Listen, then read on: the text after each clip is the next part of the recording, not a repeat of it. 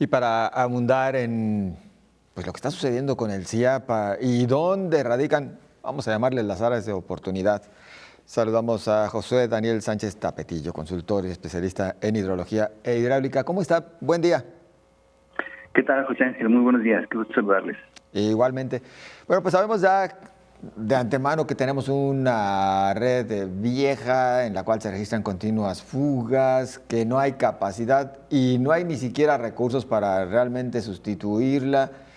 ¿Responde todo esto en realidad a una falta de planeación, falta de voluntad política? ¿Por dónde podríamos empezarle para tomarle la punta del hilo a esta madeja?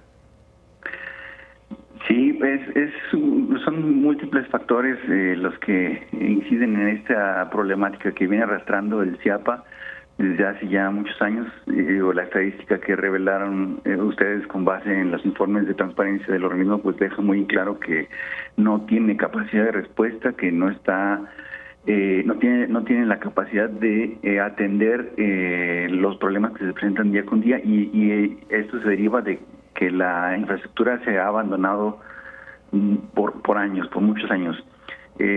Toda obra, todo componente de infraestructura, un colector, una red de drenaje, una red de agua potable, tiene una vida útil derivada del material con el que se fabricó, el uso que se le da, el mantenimiento que se le da o la falta de este. Entonces, esta infraestructura se construye, se entierra, queda en el subsuelo y de alguna manera, pues como no la vemos, se nos olvida, ¿no? Entonces es más fácil que la ciudadanía o que los organismos, las instituciones que atienden infraestructura, estoy pensando, por ejemplo, en Comisión Federal de Electricidad, pueda detectar un poste dañado o un cable que se rompió y que está tirado en la vía pública porque es visible para todos, pero la infraestructura que está en el subsuelo pues no se ve, no está fuera de nuestro alcance, no la vemos y solo nos damos cuenta de que hay un problema cuando ya en la superficie se aprecia lo que está ocurriendo, ¿no? La presencia de alguna fuga, un socavón, algún resquebrajamiento del pavimento, eso nos alerta de que hay un problema de infraestructura. Entonces, ¿qué sucede? Que toda esta infraestructura, estas redes de agua y drenaje se construyeron hace ya varias décadas. La vida útil de esta infraestructura oscila entre los 20 y los 30, 35 años, cuando mucho. Definitivamente la mayoría de la infraestructura, sobre todo en la zona céntrica de la ciudad y conforme se va alejando hacia las orillas va haciéndose menos vieja, pero es muy antigua ya y ya superó por mucho su vida útil y estamos viendo en esta evidencia, esta cantidad inmensa de reportes que se reciben año con año. En promedio yo lo situaría alrededor de 75,000 reportes por año que incluyen toda la infraestructura del CIAPA, desde las fugas que se mencionaban, pero también los socavones, las tapas rotas o la falta de tapas, los derrames de aguas residuales que también se presentan continuamente. Entonces, pues es muestra de ello.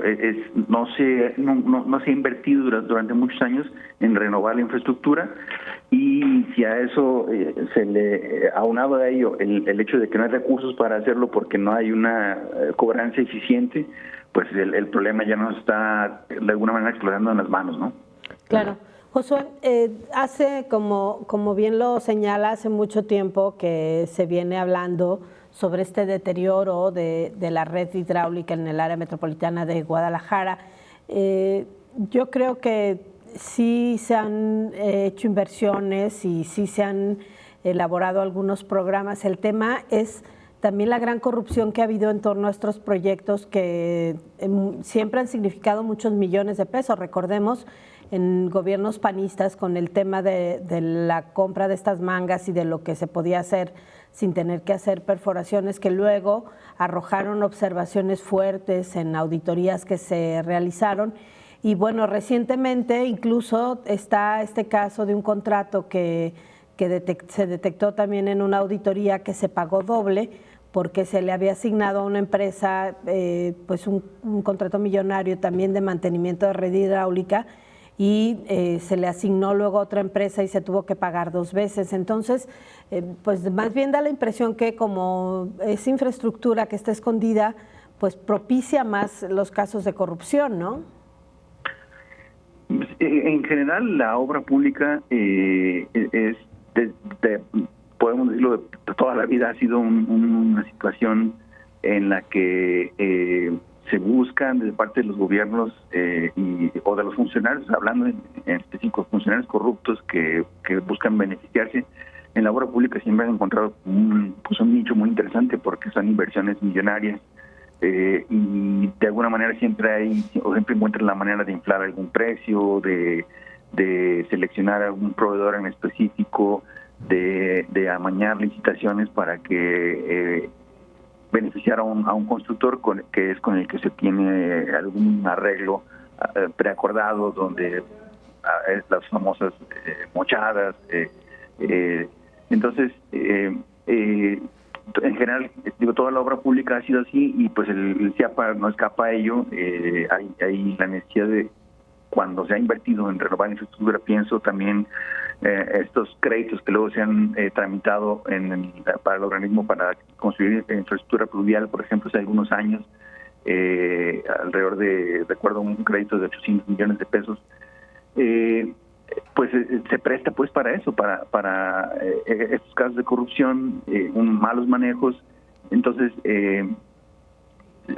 si tenemos un organismo que no tiene los recursos, que no puede recabar los recursos suficientes y los pocos con los que cuenta, en los que se hace de manera de sus recursos propios para invertir en infraestructura o los que se consiguen a través de créditos, también son socavados de esa manera mediante arreglos amañados, o este caso que comentaba, pagar 2 veces un contrato que no se ejecutó, pues terminan también contribuyendo a todo este problema, toda esa espiral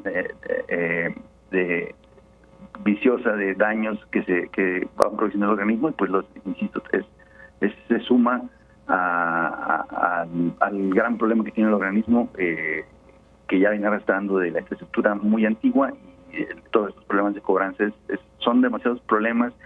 Digo, en noviembre pasado que presentaron ellos su diagnóstico para a partir del mismo iniciar esta reingeniería que no ha caminado, queda muy claro. O sea, hay muchísimos problemas o muchísimas áreas de oportunidad en las que el CIAPA podría mejorar, y entre ellas tendría que haber una transparencia absoluta, ¿no? Que también es una de las cosas que establece para que no los recursos que son escasos en el organismo, pues tendrían que cuidarse y vigilarse de manera estricta con lupa, ¿no? Por parte de las instancias gubernamentales, la Contraloría, a través de auditorías, pero también de un control ciudadano que podamos estar muy pendientes de lo que está ocurriendo ahí. Bien. Porque no podemos darnos este lujo con los recursos, no tirarlos de esta manera.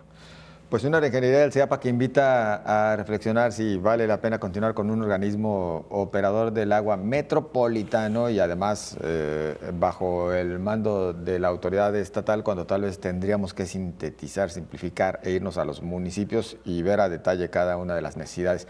Ingeniero Sánchez Tapetillo, como siempre, agradecidos por su participación con nosotros y seguimos en contacto. Me da gusto saludarles, estoy siempre a sus órdenes. Buen día. Muy amable. José Daniel Sánchez Tapetillo, consultor, especialista en hidrología e hidráulica. Avanzamos con más. Bueno, y le hemos contado en